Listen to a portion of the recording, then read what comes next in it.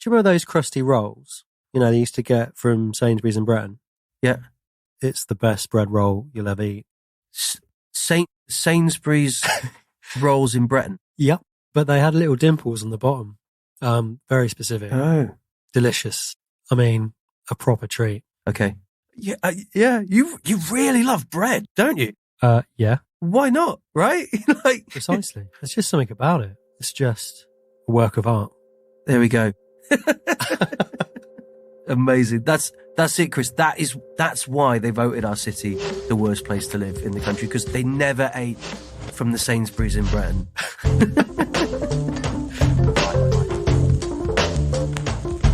Hello. Welcome to Right Club. Open mic. My name's Mark. I'm your host for this series, and we've got Chris as well. Hello. He's over in the booth at the moment, mixing all the dials up and making the magic happen.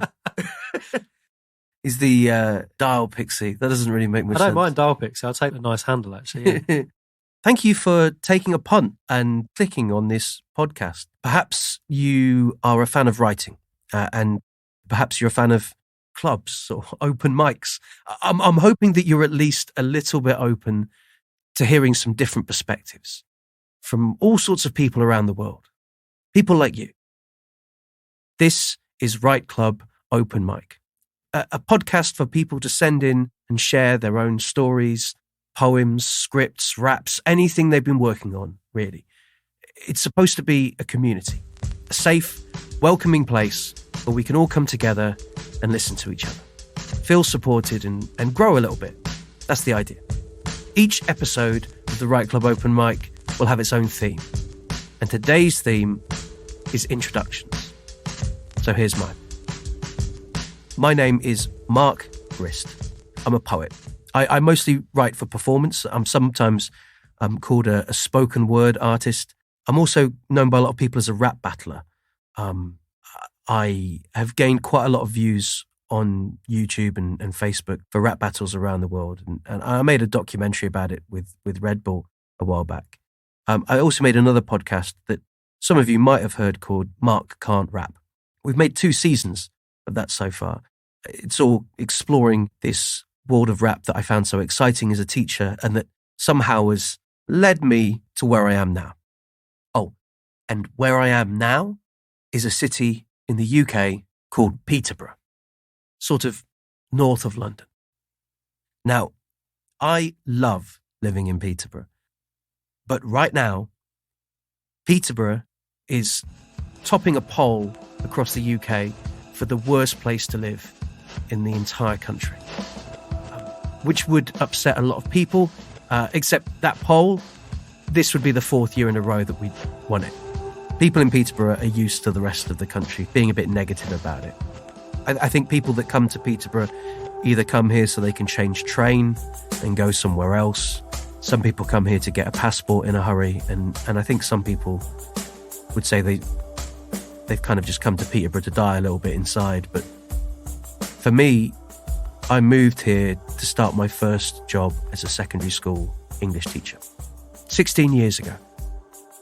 I rocked up on the train from Bath with my suitcases in my hands, and my first impressions of Peterborough were not great. A lot of concrete, shops boarded up. I remember walking past a group of teenage boys who were kicking around a cardboard box they just set on fire and thinking, this is not like Bath. And what do you do when you find yourself living in a city that on the surface might look like the worst place to live in the entire country? I guess as an English teacher at the time, it made sense to start a poetry open mic at a local pub called Charters. A couple of friends that I'd made, we went down there every month for a pint of poetry and a dash of drama, and we read our favourite poems and play scripts to each other whilst we had a few pints. Over time, we realised we kind of needed more material, and so we started writing our own poems and play scripts and sharing them, and more people came along and did the same. We ended up running the night for 10 years, and it totally changed how I saw Peterborough. I learned about the artistic community we had, the painters, graffiti artists, the poets, the rappers, the playwrights that were jam-packed throughout the city. Together, at the end of the night, we shared our trials and tribulations. There wasn't much time for it, but I always enjoyed chatting about what we were going through as people trying to be creative, how that connected us. When COVID hit, I needed a community again, so I cast out with a couple of my friends, Charlie and Keely, to see if we could get anyone to join another night that we'd been running in pubs called Write Club. The poem went like this. So join us, we'll set some targets at Monday morning Write Club. Yes, Monday morning, bright and early. Well, brightish. We sort of think 9:30. Like a workout, just more wordy. Monday morning Write Club. We'll set a theme each week. On Fridays, come back later to share what we've produced. All you need is a piece of paper and a pen, a pad, a laptop, some headphones and a room, and the ability for you to go online and chat with Zoom. Let's take some time. Forget the binds dividing you and me. You don't need to be alone. We can build our own community. I know it's quite poetic to languish in defeat, but we can turn our homes into our own writing retreats. And for some of us, I know it's hell to go through this. I'm overwhelmed at times. If you're alone as well, I know it's been a fright, but you needn't do this by yourselves. And the three of us, we'd like to help. And throughout all this, I hoped that it would encourage some people to join us and form a community online, to see whether we could generate some warmth and support between us that would change how we all felt about being stuck inside during the pandemic. In a similar way to my poetry open mic night changed how I felt about Peterborough. And do you know what? It did. It really did. We logged in at first to a bunch of new faces, people who, like us, thought that we'd be meeting just for a few weeks whilst the initial lockdowns were taking place. But that group, Write Club, still runs now. And I consider many of the members close friends, family, I'd say. Fast forward to now, and we're not in any kind of lockdown, but there are problems in the world. Cost of living crisis, the war in Ukraine. Sometimes, to me at least, it feels like there's an increasing attempt to sow division and intolerance. Right now, it feels like the world is full of so many more spiky, worrying things. This podcast, our Write Club open mic, aims to counter all that by bringing us together, helping us see this world in a different light through our shared love of creating things with words and a belief that everyone has a story or a poem or a rap or a script or a piece of writing inside them that is worth listening to. So that's my introduction done. I spoke with Write Club members a lot about this project, and everyone in the group has agreed to contribute work to get us started. Now, these stories and poems and raps are fantastic. We're going to hear from 5 members today, in fact, but we will only be featuring Write Club members in this series to a point. For this podcast to work, we need people who are listening, people like you to send work in. That's right, we want you to listen to these pieces and to feel inspired enough, brave enough to have a go yourself and share with us what you've got. First up on this episode, we've got Anne Atkins, poet, performer and compere. Now, Anne came to our very first session of that online Write Club, back when it started. I remember logging into the first session of Write Club. I felt pretty nervous. The screen was full of faces in Zoom boxes, and I didn't recognise any of them apart from Mark, and that was only from watching his poetry videos on YouTube. Over time, Anne started creating more and more work and became a valued member of our community. Write Club means a lot to me now. The support and sense of community, the way we celebrate each other's successes and encourage each other to go for opportunities. Here's Anne Atkins with her own take on the theme of this episode, introductions. I had quite a scary experience not long back. A car introduced itself to mine and my neighbours bungalow too. It was a chilly, dreary day, a very quiet Sunday. All I could hear was birdsong. I was having a lie-in. Oh, it was bliss. Warm and cosy, snuggled up under the duvet. It had been a really busy week. I realised it was Remembrance Sunday and people would be gathering to lay poppy wreaths at the war memorial nearby and hold a minute's silence to remember the people who lost their lives in war. So I was appreciating having a rest when I heard a loud bang. It sounded a bit like a skip being dropped from like 10 feet. That's not something you expect on a Sunday in a small, quiet cul-de-sac. My partner leapt up and went to look out of the front window. She shouted, "Anne, get up! It's our car!" Her face was red. She was shaking in disbelief. Across our driveway, a big 4x4 had rammed into our car, shoved it into our neighbour's almost new red 4x4. And that theirs then was actually parked inside their bungalow. Their car was the main thing holding up the roof. I just remember thinking, oh, shit. Our neighbours are already outside. The lady from next door's normally really elegant and composed. She was shaking. She said she'd been in the kitchen and seen it coming. She invited me in to have a look. The kitchen door was open onto that side hallway. The car was in there and there was a chunk of wall in the kitchen doorway and there was quite a lot of glass on the floor. I offered to make her a cup of tea, but she said she was okay. So I went back out. Our 12-year-old Golf. We'd had it from almost new, so we were quite attached to it. And now it was the filling of a sandwich between two big 4x4s with crumpled wings, buckled bonnet, shattered lights, and the bumper hanging off. My dad had called it the battle wagon. I don't think it was because it was grey. I think it was because we used it for everything, like carrying furniture or taking tools or rubbish to the tip.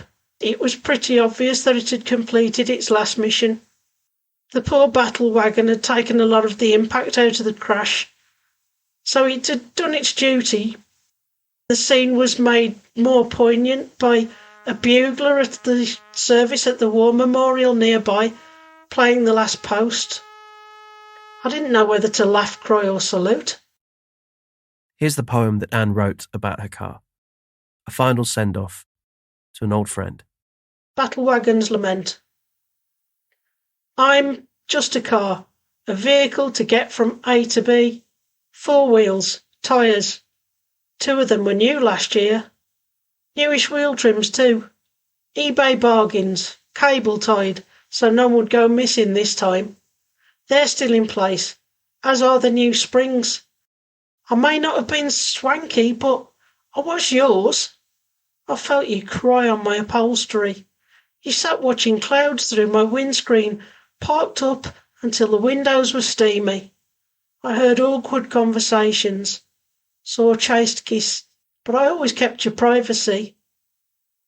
You can't pretend to care that much. I mean, when was the last time I was cleaned? Yes, you took me through the car wash, but inside? My handy door pockets filled with old used tissues and all manner of ephemera. And I can't remember last time I saw a vacuum cleaner. I know in your own way you tried. It wasn't you who was drunk behind a wheel. That was Anne Atkins, co-host and co-creator of Fire and Dust Open Mic. There's a link in the description. Chris. Hello. Do you want to introduce yourself? Yeah, sure. My name is Chris and I run Backland Studios and we're based in Elmington. Chris, how would you describe yourself? I'd probably say hairy. That's actually, if I was to choose a word for Chris, I probably would choose hairy as well. You got great hair though, Chris. Thanks very much. Long hair, down one side, pretty beardy. Natural insulation. And Chris, what do you think of Peterborough? Yeah, I used to live in Peterborough a long time ago. Then I moved to Cambridge, and now I'm in Elmington. So yeah, that's where we set up Backland Studios. So Peterborough is still a part of me. I still go there quite a bit. What would be if you had friends over to visit Peterborough for the weekend, and you had to entertain them by just taking them to things in Peterborough? Where would you go? Yeah, well, it definitely would be a pub, right?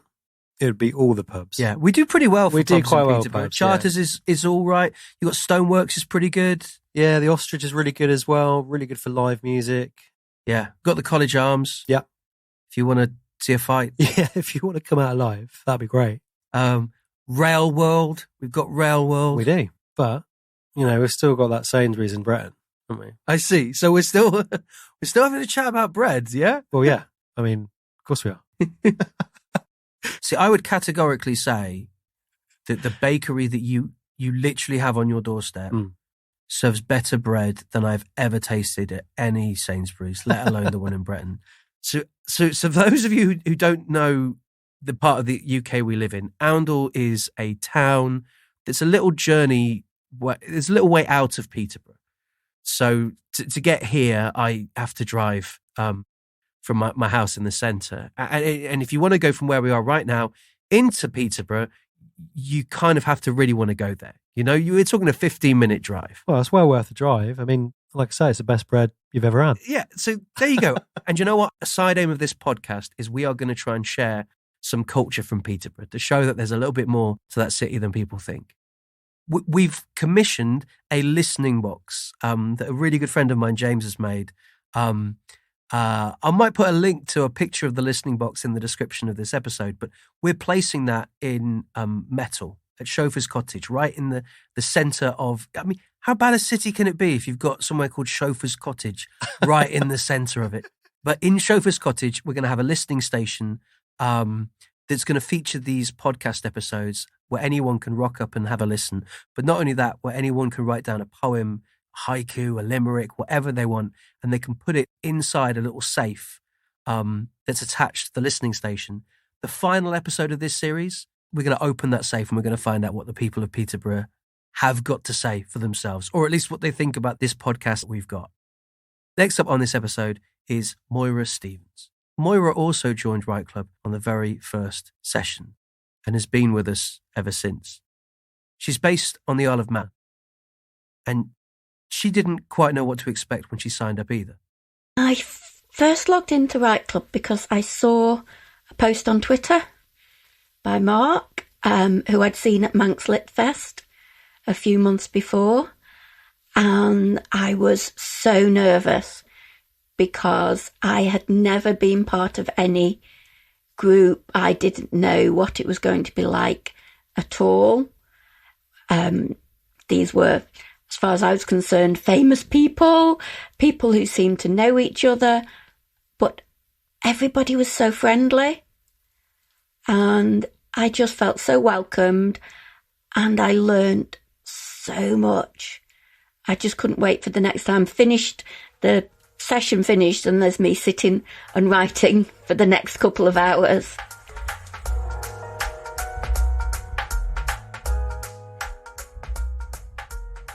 Because of Right Club, I found more online communities, and one of them that was recommended, I joined, and somebody on that group, every time they were on the Zoom as iPhone, but they used to change it around. And because I like puns and I like word games and things, I decided it would be fun to see what I could do with my name. I've got some really good letters in my name. So I took my first and second name, put them into an anagram thing, was astounded at the words that came up, and realised that I could do quite a lot that showed some of my interests and some of the aspects of my character. Here's the poem that Moira wrote. And I love that this whole piece only uses words that feature the letters that make up her name. Hear me, shame me, hate me, these pains temper me. Ashen arms rise, a heart, part earth, part stars, shines. Snare me, trap me, as I resist, this time is mine. Marsh mists seep in, near streams the aspens stir, and menhirs rise. Spent enemies steer a priest's path, past Peter's shrine. Saints' steps repeat, repent here. As seraph harpists praise the past, this time is thine. The thesis? Spheres are prism trains, seen in retina's sharp remains, tesserae stripes in serpent strips, paint steep primes in series trips, print sparse shapes, a serene spire's net, a ship's mast set. The meter maps the rest. As time perishes, I am Moira Stevens. I am me. Thank you so much for that piece, Moira. It's super cool. What a great new way to reacquaint yourself with who you are, taking your own name and by rearranging those letters, seeing what poem comes out. What would you get? If you want a challenge, why not have a go? Write your name down, put it into an anagram solver and gather some words together. See what you come up with. If you do come up with something cool you want to share, we'd love to hear it. Why not send it in to us at words@writeclubopenmic.com. I'd love it if you had something you wanted to send as audio, and we can really play it to people and share what you've produced. But yeah, words@writeclubopenmic.com is where we're taking our submissions. Next up, we've got another member of Write Club who joined us a year and a half in, and I've really enjoyed getting to work with him over the years. His name is Andy Aspin, and he's going through quite a lengthy process of moving house at the moment. He's nearly there, which is so good. But Andy's also had a huge impact on me as a writer and fellow artist. I'll pass over to him for his contribution. Hi, I'm Andy Aspin. I'm 33 and I recently moved to Buckinghamshire, and I'm a poet and writer. I've always loved to listen to spoken word and hear the crafted interplay of words, rhythm and cadence of rap, from when I got told off for listening to Eminem as a child to finding meaning in rhymes from Rage Against the Machine or Gang Starr as a young teenager. And I know I've just said I'm a poet and writer, but if you asked me what I was 2 years ago, these things wouldn't have been part of my identity. It's not that I didn't want to write, it's just that I didn't feel that I could do it, or at least do it well. And yet, here I am, on a podcast, talking to you about it. I suppose one of the interesting things about radio and podcasts is that you can hear me, but not see me. But if you saw me, you'd see that I use an electric wheelchair and have limited movement in every way physical. Perhaps that's one of the reasons or things that drew me to want to move from appreciating poetry to actually writing and reading out spoken word. It's a way I can make a creative impact that doesn't rely on strength or dexterity, a way to have expression that uses my own words in my own voice, which is sort of scary too, to be honest, because it puts a part of me out there on display.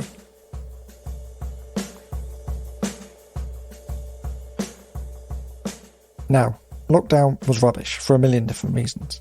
But as we figured out how to make better connections remotely, it did open up online spaces and made parts of life more accessible to me in a way that enabled me to access something bigger, to find people, find support, and do things I didn't have the opportunity to do previously. Would I have ever started writing with intent if this didn't happen? I would like to think I would have, but I genuinely don't know. During lockdown, I found Write Club online. I joined, and then I met a group of friendly people.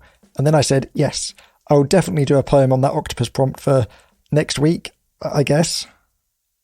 I'd written very few things before, and by very few, I mean a couple of angsty teenage poems that cringe is not a strong enough word for. But now, having an actual goal that I, for some reason, actually agreed with other people, gave me a mixture of newfound confidence from somewhere, and also a sense of dread as to how I would explain that actually maybe writing isn't my gift, and how do you explain that to a group you've just rocked up to?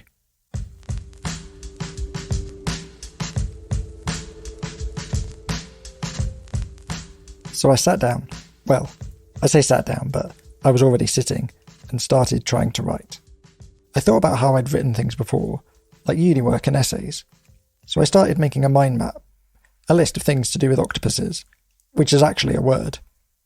I'd watched the documentary, My Octopus Teacher, a few weeks before, which was helpful. Once I got this list together, I put on some instrumental rap beats to listen to while writing lines as I thought this might help. And then it started to feel like a puzzle. A really exciting puzzle in a way that I didn't expect, that each thought, line and rhyme was something being unlocked.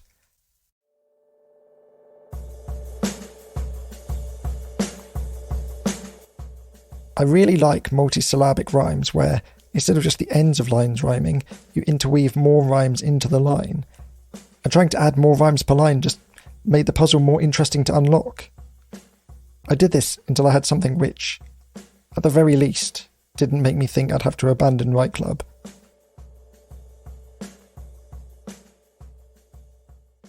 Never underestimate an octopus, clever hunter, great and ponderous. You better endeavour to concentrate while moving cautious. Their poisonous bites make you feel nauseous, even from the smallest. Wetsuit as a precaution, or become their food, a human-sized portion.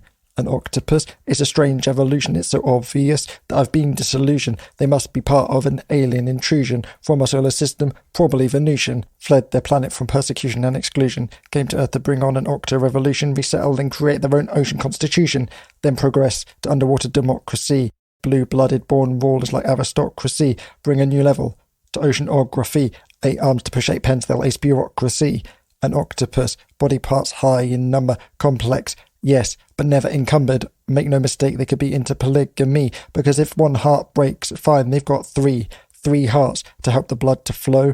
Way more heart than anyone I know. The males don't have genitals. Instead, they just use one of their tentacles. The process seems to be far from sensual, and now the female views him as quite expendable. I don't blame her. I wouldn't be calm. I mean, the dude is having to use the whole of his arm anyway. This means the male is in some danger. Their sex should come with a warning or disclaimer. One wrong move and she might consume him. Cannibalistic tendencies are usually quite grim. What a horrible process to undergo. They definitely have way more sex arm tentacle things than anyone I know. That was Andy Aspin, deep sea explorer extraordinaire, master of the ink, and all-round decent octopod. So we've heard 3 different Right Club members sharing their work so far. I hope you can hear how important it's been to us coming together, but for this series to move forward, we're going to need you. I'm hoping that what you've heard so far, whether it's Anne's eulogy for her car or Moira's rearrangement of the letters in her own name to create something new, or Andy with his phenomenal rap about becoming an octopus, I'm hoping some of that might inspire you to have a go at writing yourself.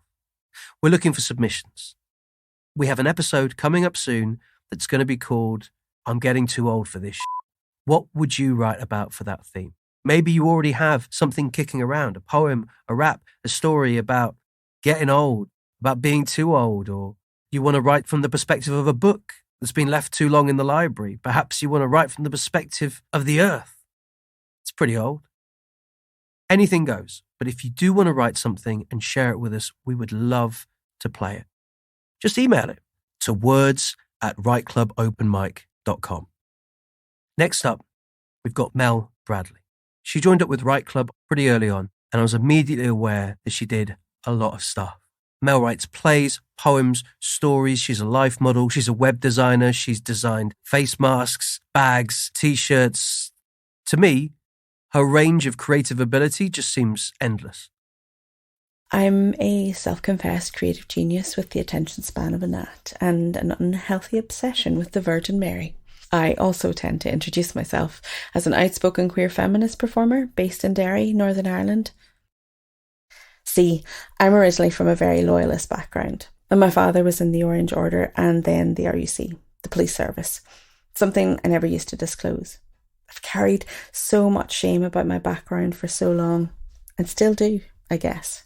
In 1996, I was living in the loyalist area that my mum was originally from, with my son and boyfriend at the time, who was from a Catholic background.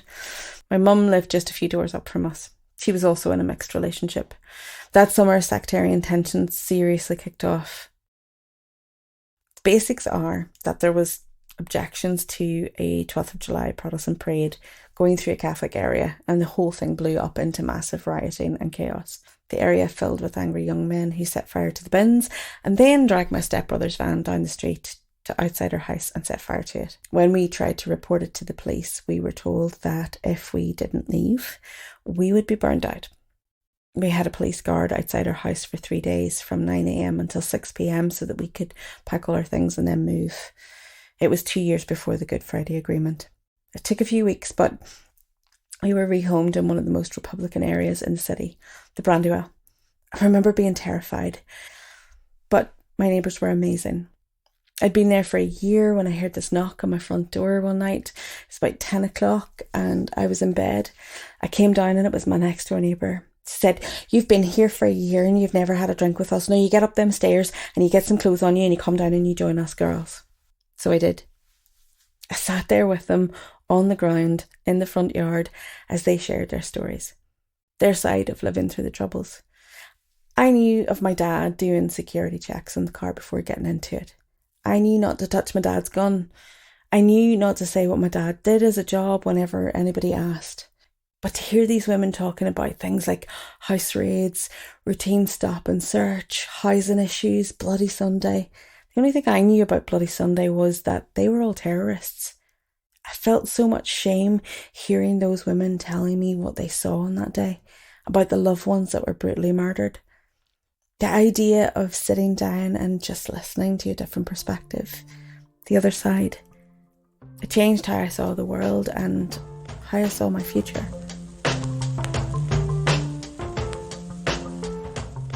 Here's Mel's piece for our podcast. It's actually the opening piece from her performance project, There's Something About Mary. There are some swears towards the end of the piece, just to give you a heads up.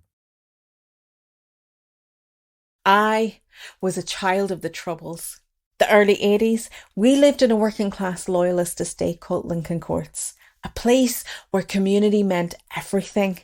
The kids played street games until darkness hit and nobody ever got left out. My grandmother lived across the back square, and movement between the two houses was frequent and free. I remember hearing the joke that in the 60s, a Protestant man could walk out of one job in the morning and into another in the afternoon. But by the 80s, the north of Ireland was firmly stuck in the middle of a recession and sectarian conflict. Jobs were scarce on the ground no matter what side of the divide you came from. With mouths to feed and bills to pay, my dad, who took whatever work he could get, found his only option lay in joining the RUC. The Royal Ulster Constabulary was pretty much detested by all sides, and the mindset I inherited as a child was that you didn't speak a word to anyone. If they weren't in the know, they were an enemy or a threat.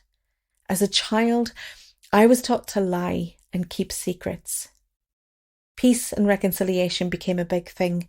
Kids were picked to go away on trips. Some of the lucky ones were sent to America to learn how life could be away from the difference of religion. The biggest adventure that some of us would ever dream of going on. We were all just awkward preteens, trying to find ways of fitting in, desperately hiding our trueness from even ourselves. But it was the beginning for a lot of us of an understanding that we weren't really so very different. We all had our own backstories. Most of it, we didn't discuss. By the time I hit my teens, I tried to get involved in as many of those cross-community trips as I could. They were a way of escaping the normality of nothing. Structured fun and getting to know each other activities as bonding exercises were a distraction that most of us embraced. I remember one trip that changed something in me, struck a nerve. It was a Saturday morning and we were all on a bus for a weekend of outdoor activities, waiting on one final girl to arrive.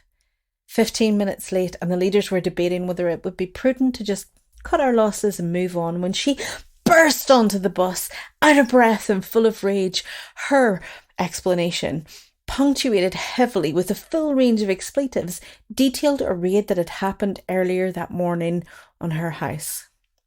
"Them dirty bastards, the peelers were in this morning and tore our fucking house apart. Even my wee brother's caught. Like, who does that? Annie's favourite teddy too. And then And then the cunts went for Our Lady, and we all screamed, "Nobody touches Our Lady." I remember thinking that my dad would never do anything like that. He'd never destroy anybody's property. Certainly not a baby's cot or a teddy. He couldn't be like that. Sat in silence, horrified by what she'd said, wondering, why was a statue so important? What was the big deal with Mary? That was just the opening piece from Mel's project, There's Something About Mary. A fascinating combination of podcast interviews and life writing. If you're interested in learning more about Mel's project, there's a link in the description that will help you learn more about it. So, Chris. Hello. What kind of music do you like? Oh, man. All sorts, really. I think kind of guitar-driven stuff, primarily when I was a kid. Definitely grunge, definitely indie stuff, bit of punk. But everyone listens to all sorts of different types of music. So it sort of promoted diversity. What was it you used to listen to when you were a teenager then? I don't know about anyone else, but it was a bit tribal for us when we were teenagers. You'd hang out with people more or less based upon the kind of music we 100%. Like. It's like going to Our Price in Peterborough a million years ago. Yeah, I mean, it was Nirvana. It was all those sort of bands that are kind of, at the time, everyone was well into. Yeah. We'd have hung out, Chris. Yeah. Well, our final Right Club member who's sharing her work with you is talking about just that, finding your tribe when you're younger. This is Leanne Moden with her contribution. Hi, my name's Leanne Moden, and I'm a writer, a poet and an educator based in Nottingham in the UK. I've been writing for about, 15 years now, and just very recently became a freelance writer full-time. So that's exciting for me. One of the things you perhaps wouldn't immediately associate with me to look at me now at the ripe old age of 35 is that when I was a teenager living in a tiny market town on the edge of the fens between rural Cambridgeshire and rural West Norfolk, is that I used to be a teenage goth.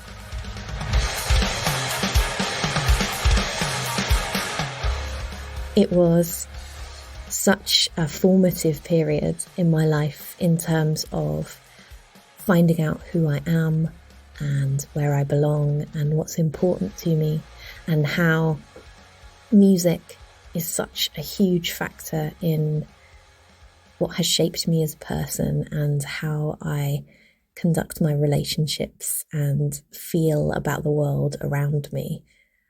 I think that when you're young, and I don't know if it gets any easier as you get older, but when you're younger, feeling like you don't belong is just a state of being for whatever reason. And having or finding a community through music or through a hobby or through a job or through religion or through anything like that is a beautiful thing. And I've been writing a lot about that, about the idea of belonging, isolation, communities recently. In fact, I wrote a whole show about it, specifically about growing up in the middle of nowhere and becoming a teenage goth.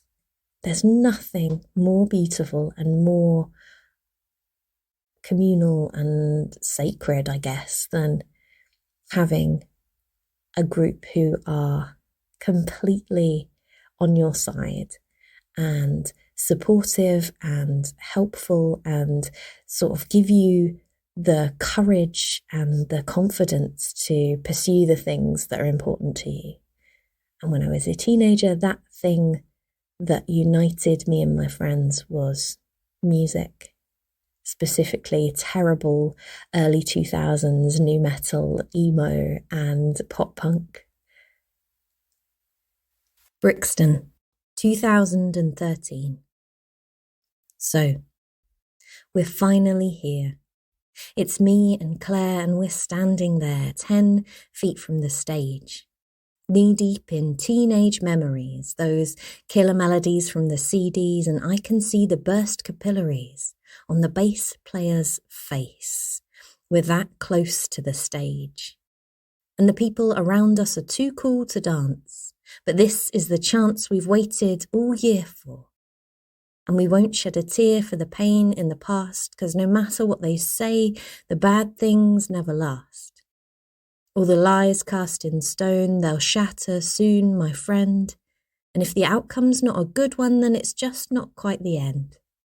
We pretend we're all right as we fall through our lives, but the speakers are screaming, it's fine not to be fine. Trust the music tonight, because we know every line, and we're lost in the crowd and the feeling's sublime. See, we've crossed every bridge, and we paid every toll, and we felt like we'd spent all the gold in our souls, till we came here tonight, pushed those feelings aside, taking breaks from the aching of everyday lives. And the knives in our backs are worked loose by the sound of the rhythm that echoes from ceiling to ground. And we feel like we found a new place to belong among brothers and sisters and familiar songs. It took us so long to find ourselves here, in this throng of believers clutching overpriced beer. Everyone in this crowd says this music saved them. They're speaking these lyrics, reeling tunes off verbatim. This poetry flows with each kick of the bass drum as we lift our heads up, swept away by momentum. Because we're lost in this crowd. We're shouting so loud, and the words that we're singing to us, they're profound. See, we're proud of this band, and we're proud to be fans, and as bridge swells to chorus, we raise up our hands. And it's not quite religion, but by God, it's close. Because these songs helped us out when we needed them most. See, the rhythms, like blankets, have cushioned our heads from the heartbreak and sorrow and hospital beds. We lost it all once, but we found it again among like-minded women and good-humoured men. We were stung by rejection, depression and fear, but tonight the crowd's voices are all we can hear. And we know that we've made it. We're still standing here. This homemade congregation. Me and Claire. What a great piece to end on. And what a great message within Leanne's work too. We can do so much when we find our tribe. And you are always welcome here. Your ideas are welcome here as well. If you want to send us anything you've written, please email it to words@rightclubopenmic.com. That's words@rightclubopenmic.com. The next theme we're gathering for is I'm getting too old for this. What would you talk about? What would you share? If you're not quite sure, but you'd like to try more, Leanne Moden, who you've just heard, is going to be delivering a writing workshop online on the 3rd of May from 6 p.m. until 7:30 p.m. The workshop's titled The Poetry of Our Lives.